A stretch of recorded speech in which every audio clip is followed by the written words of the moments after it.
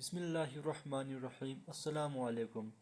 आज की वीडियो में हम class 9 mathematics chapter number 1 matrices and determinant की एक्सरसाइज 1.5 के क्वेश्चन नंबर 5 को डिस्कस करेंगे। इससे पिछले वीडियोस में मैंने क्वेश्चन नंबर 4 तक डिस्कस किया, तो आज की वीडियो में हम क्वेश्चन नंबर 5 को देखेंगे। अब देखिए क्वेश्चन नंबर 5 में क्या कह रहा है। Determine whether the given matrices are multiplicative inverse of each other. अब ये कह रहा है कि ये जो दो मैट्रिक्स हमारे पास गिवन है, क्या ये एक दूसरे के मल्टीप्लिकेटिव इनवर्स है, हमने ये डिटरमिन करना है। अब इसके लिए कंडीशन ये है कि आपको ये पता होना चाहिए कि दो मैट्रिसेस कब एक दूसरे के मल्टीप्लिकेटिव इनवर्स होंगे।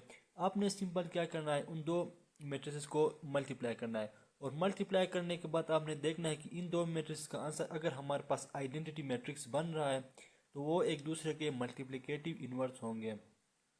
यानी कि आपने पहले इन दो मैट्रिक्स को मल्टीप्लाई करना है और देखना है कि ये इनका आंसर जो है वो आइडेंटिटी मैट्रिक्स आना चाहिए। अगर आइडेंटिटी मैट्रिक्स आता है तो एक दूसरे के मल्टीप्लिकेटिव इनवर्स है, अगर आइडेंटिटी मैट्रिक्स नहीं आता है तो ये एक दूसरे के मल्टीप्लिकेटिव इनवर्स नहीं होंगे।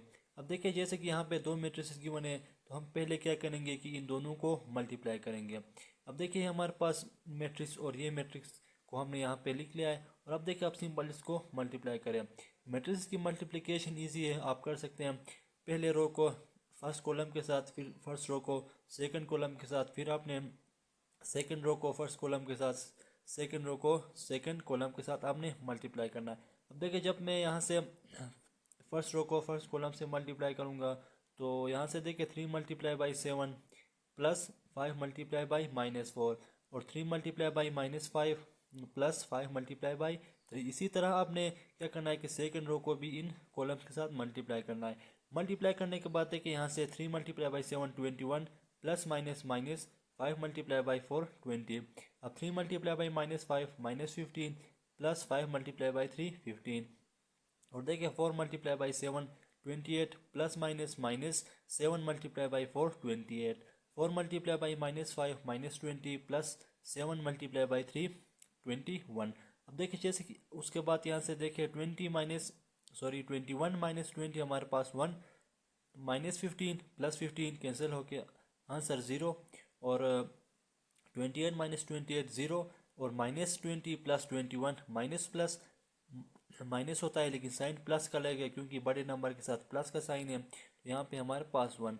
अब देखिए ये जो मैट्रिक्स हमारे पास आया है ये हमारे पास एक आइडेंटिटी मैट्रिक्स है। अब जब ये आइडेंटिटी मैट्रिक्स है तो आप कहेंगे कि hence both matrices are multiplicative inverse of each other. तो ये हमारे पास जो दो मैट्रिक्स है ये एक दूसरे के हमारे पास मल्टीप्लिकेटिव इनवर्स है। अब इसी तरह इसका देखिए सेकेंड पार्ट, यहाँ पे भी हमारे पास दो मैट्रिसेस गिवन है कि हम गिवन है और हमने बताना है कि क्या ये एक दूसरे के मल्टीप्लिकेटिव इनवर्स है। सेम प्रोसीजर करना है, हमने दोनों को मल्टीप्लाई करना है और फिर देखना है कि क्या इनका आंसर आइडेंटिटी मैट्रिक्स आ रहा है या नहीं आ रहा। अब देखिए सिंपल आप उन दो मैट्रिक्स को मल्टीप्लाई करें तो यहाँ पे भी जब आप इनको मल्टीप्लाई करोगे तो कुछ इस फॉर्म में आपके पास आ जाएगा, इस फॉर्म के अंदर आपके पास आ जाएगा। तो अब देखिए यहाँ पे -3 + 4 1 होगा, 2 - 2 0, -6 + 6 0 और 4 - 3 1। तो ये भी हमारे पास एक आइडेंटिटी मैट्रिक्स आ रहा है।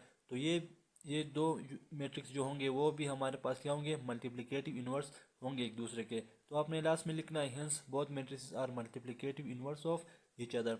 तो बस क्वेश्चन नंबर 5 के दो ही पार्ट्स थे, दोनों हमने डिस्कस किया। आई होप कि आपको समझ आई होगी। कोई भी क्वेश्चन हुआ तो आप पूछ सकते हैं। मुझे दीजिए इजाज़त। अल्लाह हाफिज़।